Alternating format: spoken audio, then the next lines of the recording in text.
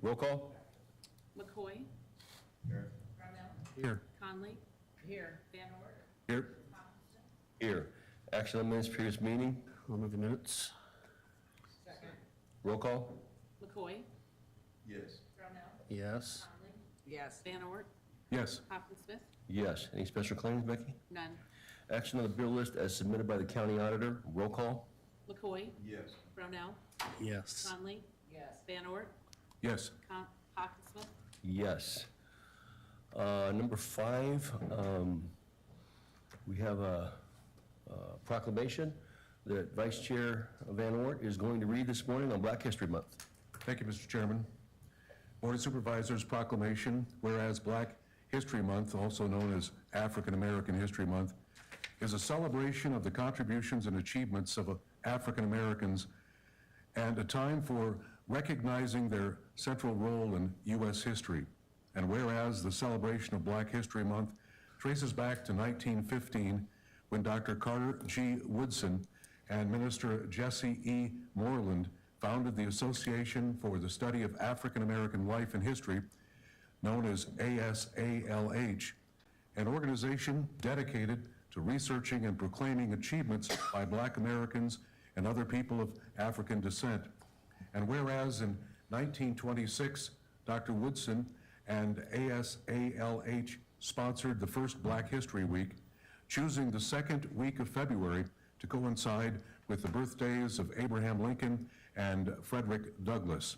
And whereas the Civil Rights Movement and a growing awareness of Black identity in the late 1960s helped evolve Black History Week into a month-long celebration.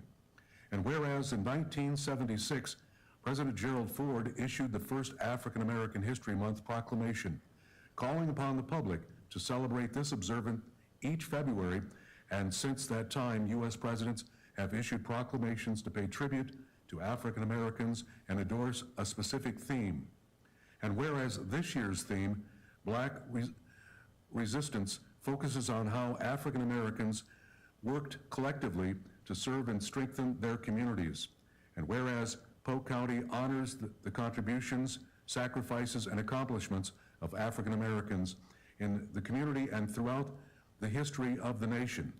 And now, therefore, be it resolved that we, the Polk County Board of Supervisors, do hereby proclaim February 2023 to be Black History Month in Polk County, Iowa, and encourage all residents to observe this month by participating in programs, partnerships, activities, and events taking place throughout the area to celebrate Black History Month. Signed this 7th day of February 2023 in Des Moines, Iowa, by our chairman, Tom Hawkinsmith. Thank you, Steve. I think we have a few people that are going to be speaking this morning. Step up to the podium and... Go ahead. Yeah, video, okay.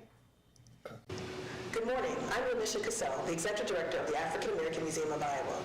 As the museum marks its 30th anniversary this year, we passionately uphold our mission to educate the entire state about our full history through preservation and exhibition. We also envision building a community that comes together to foster a greater understanding and appreciation of Iowa's African American history and culture through conversation, engagement, and reflection. During a time in our history where freedoms continue to be threatened and questioned, we can still collectively make a difference and challenge inequalities.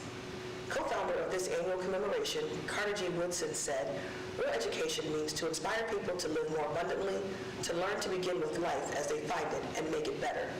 We hope the museum and all of our efforts to recognize Black achievement inspires all Iowans. Thank you for having me this morning, and on behalf of the African American Museum of Iowa's Board of Directors and team, I am delighted to accept the proclamation from the Board of Supervisors of Polk County in honor of Black History Month, February 2023. Perfect.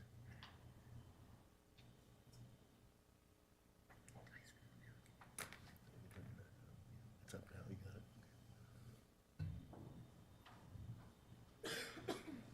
Good morning. My name is Jackie McGee, and on behalf of the NAACP and other organizations, we are very honored to accept the proclamation. Thank you so much, Board of Supervisors, for recognizing this really important month, not just for our country, but also here for Polk County. And we both are lifelong residents of Polk County and certainly very proud of the history here in our own community. Our Fort Des Moines Museum, which honored the very first African-American officers in this country. The monument that is erected downtown Des Moines here in honor of the National Bar Association, which was founded in this city in 1925. And then as we look through various leaders that we've had in this community, many of whom have supported Polk County's efforts, I'm thinking of Dr. Julius Connor, who in 1965 was appointed the first African American to head a public health department in our state, and is currently a volunteer in my church's Corinthian Baptist Church Clinic, so he continues that wonderful work. And I think of my own family history where my father, Dr. Eddie Usley, served on one of the original mental health commissions that Polk County had implemented in the early 60s. So thank you so much for honoring this strong legacy of leadership, and as the proclamation said, how we all, as Polk County citizens, have enriched our community. Thank you. Thank you. Okay, thank you so much. Keisha, We've got more speakers. okay, there's more folks coming up, yep. Yeah, we're gonna come down and do a photo in a second here, so yeah, yep.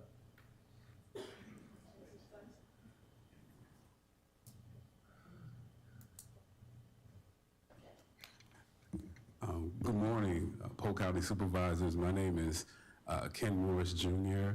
I'm currently a resident of Ankeny.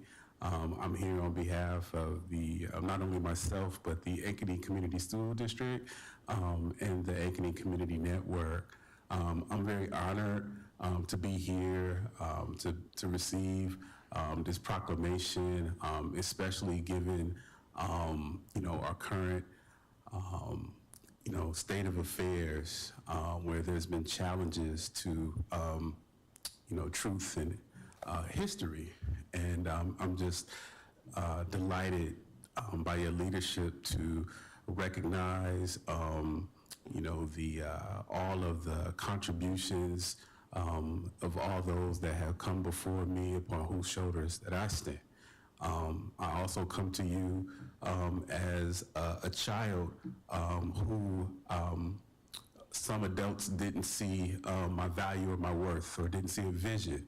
And some adults considered me a disposable youth, or I had some adults, a counselor, tell me that I wouldn't be able to achieve anything, that I wasn't college material. But yet here I am in the final stages of my PhD at Drake, and I have taught at Research One institutions like University of Iowa. And so I'm very proud to contribute to the long history and fortitude of the sacrifices and all those that have defied the odds to make life easier for all those that will come behind us and those that we currently are engaged in community with. And so, again, I'm honored to be here, again, to receive the proclamation, because I believe that, while we are better together, and it is through our differences that lies our humanity. So thank you. Thank you.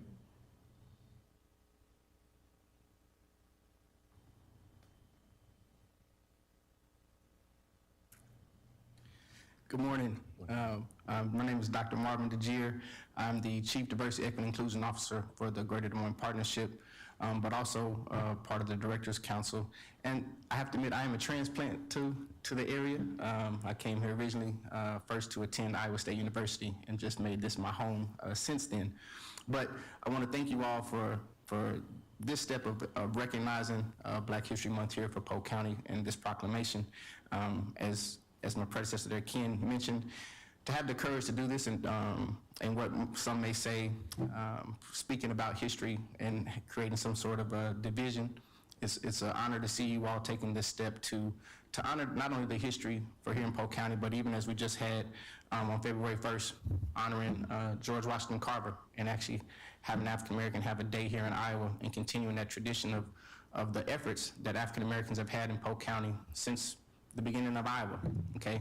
So it's not something new. We appreciate it, and understanding that African American history is something that needs to be taught and continue for everybody to learn. Being from Oklahoma originally, I understand how gaps in history can create confusion and unknowns. Me being from Oklahoma, some of you have become recently aware around the Greenwood Massacre, the Tulsa Black Wall Street. Those are things that weren't taught to us in Oklahoma for history. I had to learn it from my grandparents and just knew about it beforehand. So, and even understanding here in Iowa, where traditionally Black history hasn't really been taught in a lot of institutions, a lot of school districts throughout the state. So for you all to take this step and really lift it up and show the importance of why the Monroe Costans, Vernon Johnsons, Evelyn K. Davises, and all these folks that have come way before me even being here, and to help move the community, for you all to take this time to honor that is really great. But just one step. We still got a long way to keep going. So I appreciate the first step and continuing to lift it up, but we still have more work to do to make sure that everybody in this county truly has an opportunity to succeed. So thank you. Thank you. Marvin? Yeah. I think we're ready to come down front and do quick photo? Yep. Okay. Steve, you got the proclamations?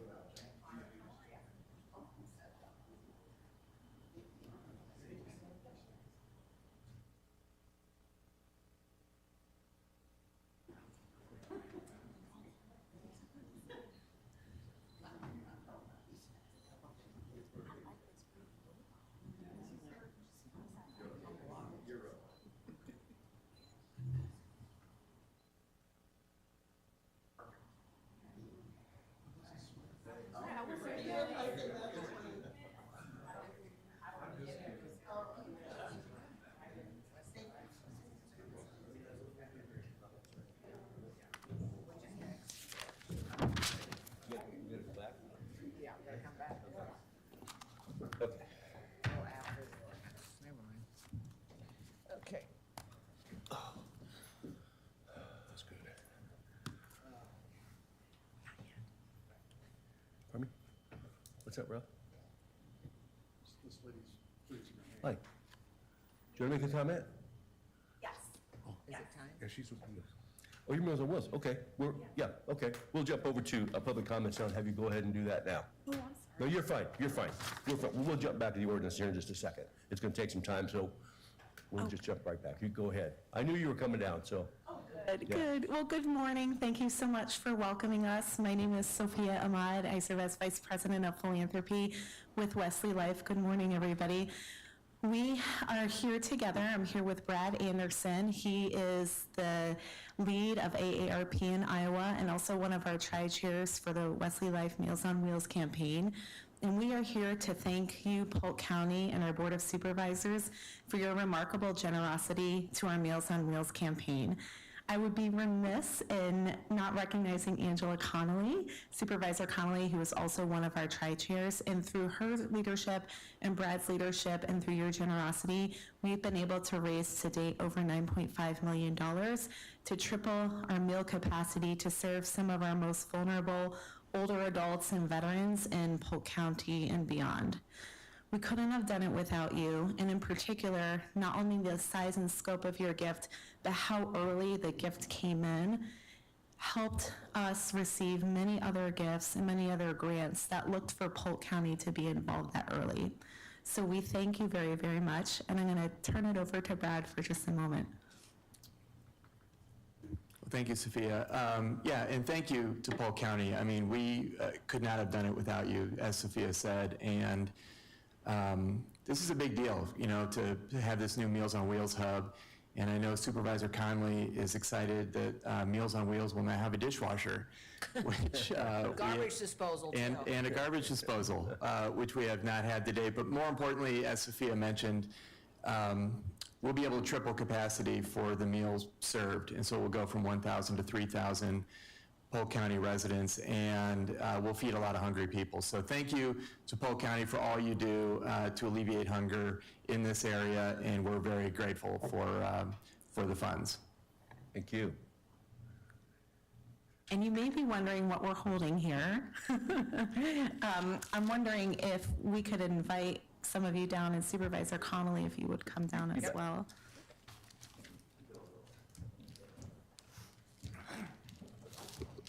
I also want to comment that this was one of my favorite campaigns to work on because I knew I actually did a Meals on Wheels as a volunteer, and to actually see what happens when you go to someone's house that they need a meal and be able to socialize with someone behind that door is really significant, and that's why everyone should volunteer for Meals on Wheels.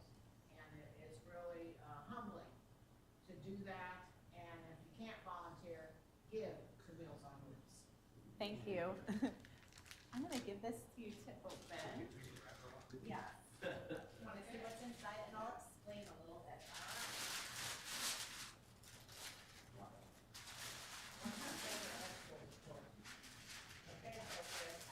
Yes.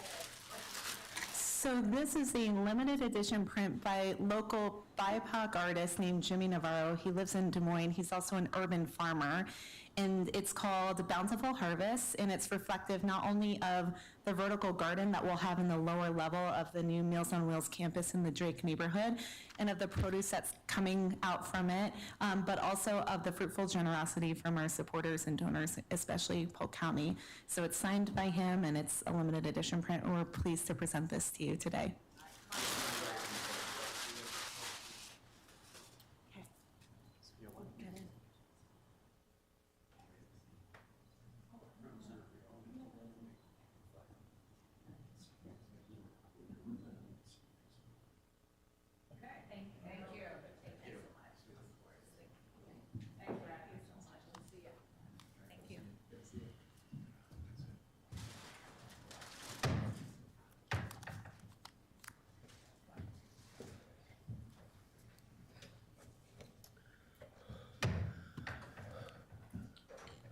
Good stuff. Well, the rest of it probably won't be that exciting.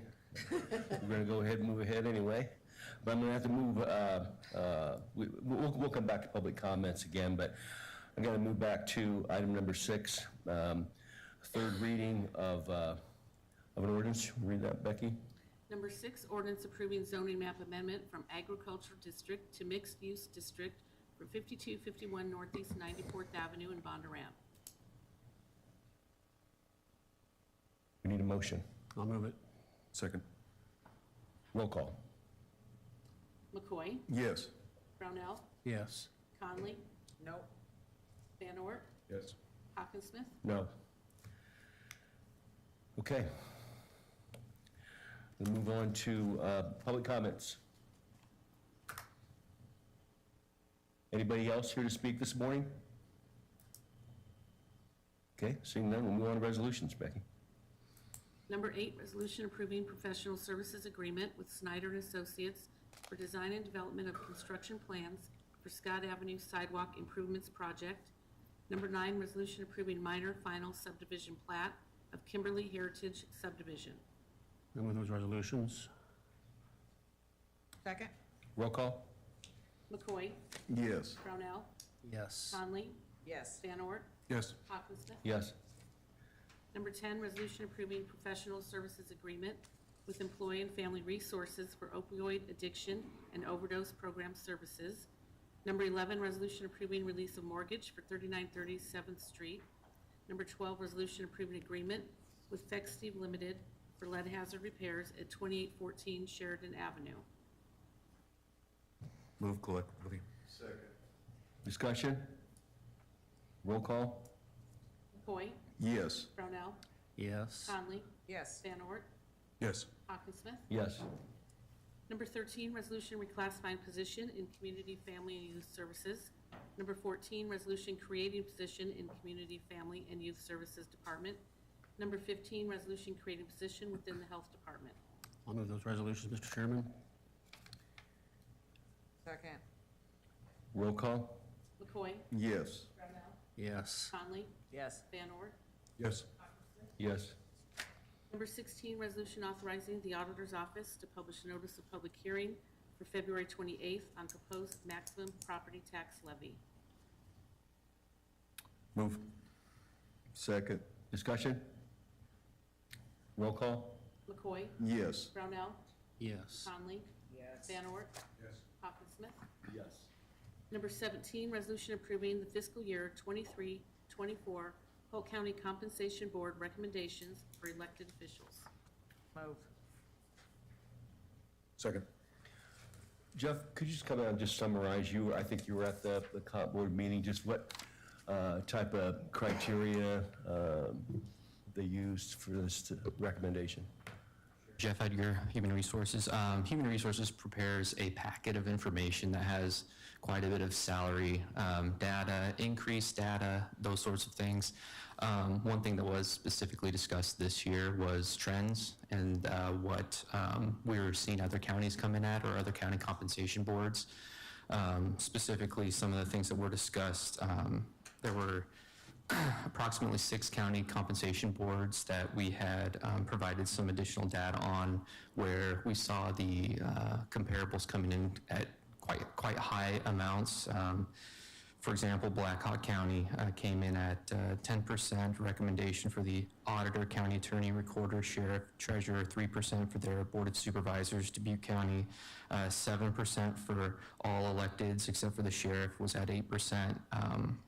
Pottawatomie County was 10% for all elected officials. Scott County was 3.5% for all elected officials except for the sheriff was 5%. Story County was 7% for the board, county attorney, sheriff, and then 14% for the auditor, recorder, and treasurer. And Johnson County was 10% for all electeds except for the county attorney and sheriff, who were at 16% and 12% respectively. So those were some of the trends that I think were recognized by the compensation board that they were seeing across some other jurisdictions as far as recommendations that were considerably higher than we've seen in past years. And so I think the compensation board discussed that those were a bit high, but they arrived at their number of 6.5% for the sheriff, county attorney, and 6% for the other elected officials on that basis, is my recollection. Okay. Questions for Jeff? Okay, thanks, Jeff. You bet. Been moved and seconded. If there's no further discussion, roll call? McCoy? No. Brownell? No. Conley? Yes. Van Ort? Yes. Hawkinsmith. Yes. Number 18, resolution approving agreement with OPN Architects for architectural and management services for the remodel of 1914 Carpenter Avenue. I'll move the resolution. Second. I'll second. Do we have a timeline? Still looking at spring or summer of 2024. They're looking to let the bid this spring. Okay. John, do we have a total project cost, or at least a preliminary total project cost, or we will get that from OPN? We've set aside 4.5 in the budget, and the project, I think this contract is for about 4.5, but one of the early estimates was 5.2. Okay. Okay. All right. It's been moved and seconded. Roll call? McCoy? Yes. Brownell? Yes. Conley? Yes. Van Ort? Yes. Hawkinsmith. Yes. 19 through 35 are resolutions approving agreements for Polk County funding with Irely Ball, Icon, Iowa Homeless Youth, Iowa Rivers Revival, Link Associates, Mid-Iowa Health Foundation, Mind Spring, On With Life, One Economy Development Corporation, Primary Health Care, Project Iowa, Center at 6, Child Serve, City of Elkhart, Mind and Spirit Counseling Center, NAMI Iowa, and Polk County Housing Trust Fund. I'll move those collectively. I'll second, and I just say for the record, Mr. Chairman, we have had board staffs on all of these at one point, not individually, but all at the same time, at different points in time. So these are pretty well known to all of us and well deserved, I think. Yep, thank you. Anybody else? Roll call. McCoy? Yes. Brownell? Yes. Conley? Yes. Van Ort? Yes. Hawkinsmith? Yes. Number 36, resolution approving various sponsorships. For the resolution? Second. Roll call. McCoy? Yes. Brownell? Yes. Conley? Yes. Van Ort? Yes. Hawkinsmith? Yes. Number 37, resolution approving community betterment grant awards. Second. Roll call. McCoy? Yes. Brownell? Yes. Conley? Yes. Van Ort? Yes. Hawkinsmith? Yes. On that note, before we move on to communications, and I know, I think Sarah, maybe you and John, have been, Lisa, engaged. We're going to take a look at some more specific policies for CDGs at some point, so we have more consistency. I think as a board, we're going to start reviewing that over the next month or so to try to figure out something where we're more consistent with, you know, what our message is in the community to applicants and things like that, because there seems to be some confusion. We all need to get on the same page. So I think we're going to be doing that fairly soon. Is that correct, John? Yeah, we'll look at a similar application for both together, make sure we have solid reporting requirements and they fit priority areas for the county. I think this is the most we've had in community development grants today. So just thinking long-term, thinking what the legislature's doing to property taxes, getting a handle on all the grants and make it so we make sure that we don't have to make corrections like we did this morning. There's accountability and reporting. Right, okay. This is with respect to sponsorships, basically, I think, if I'm not mistaken, and not so much the grant. I think the grant program is operating pretty well. I'm sorry, yes, yeah. The language, that's what you're using right now is good. I think that language hasn't been applied to the sponsorships yet, and so now it can be, which I think would be a good, consistent move. Yeah, good clarification, Bob. More of this, it's more targeted to get the sponsorships, make sure there's accountability and reporting for those. Right. Yeah, but that, I guess with my, I think from what I'm understanding, there seems to be confusion in the committee and the CDG on what the cap is, or what people can apply for. Not only that, but it seems that, you know, and John just mentioned, we're getting more applications in than we have money available to reward folks. So, I mean, we're gonna have to get a handle on it at some point and determine so we can, you know. Right. Yeah, anyway. And just because they apply doesn't mean automatically they get it. And that seems to be, Or what they applied for. or what they applied for, Right. exactly. Lisa, do you want to make a comment? And we do, the sponsorships are out of control. Yeah. Hi, Lisa Moody Tunks, Grant Administrator at Polk County. There's been definitely an upward trend regarding community development grants and the level of asks that are coming in. Also, the one thing that I've encouraged us to look at is when they're coming in and they're not going to other funders to ask for support and they're coming to Polk County for 100% of their projects. I think what we looked at in, I think 21, 22, we were at 1.8 million. I think we came in at this last fiscal year about 3.1 million, and that's total with CBG, CDG. We approved approximately 1.5 million just this last cycle. And then we closed for new grant applications on January 31st, and that was at 2.5 million in requests for CDGs. Yeah. So Well, very I much think- an upward tick. I appreciate it. So, I guess my point is that when we don't need to spend a lot of time on this today, I just wanted to bring it up that we're going to be discussing it. But as an example, Wesley Life here this morning, the comments that she made about being able to leverage additional funds based on what Polk County's doing, that's what we were designed to do. Correct. I don't think we were ever designed to be 100% funder of some of these things. It was more of a, to leverage other resources for some of these nonprofits. So anyway. And I just appreciate us taking a look at it and revamping what needs to be looked at. And we need to be consistent, so yeah, okay, thanks, Lisa. Okay, communications, Becky. Number 38, manure management plan update from Nick and Kara Heelan. Receive and file. Number 39, City Development Board notice of meeting regarding City of Ankeny voluntary annexation, including non-consenting owners. Refer to Public Works and County Attorney. Any budget actions? None. Memorandum of appointments. I move the appointment list. Second. Roll call. McCoy? Yes. Brownell? Yes. Conley? Yes? Van Ort? Yes. Hawkinson? Yes. Okay, tomorrow, John, what do we have? We have something tomorrow? We have a budget wrap-up? Okay, at 10 o'clock? Is it 10 o'clock, Sarah? Okay. All right, anything else, board members? Move to adjourn, Mr. Chairman. Second. Roll call? Yes. Brownell? Conley? Yes? Van Ort? Yes.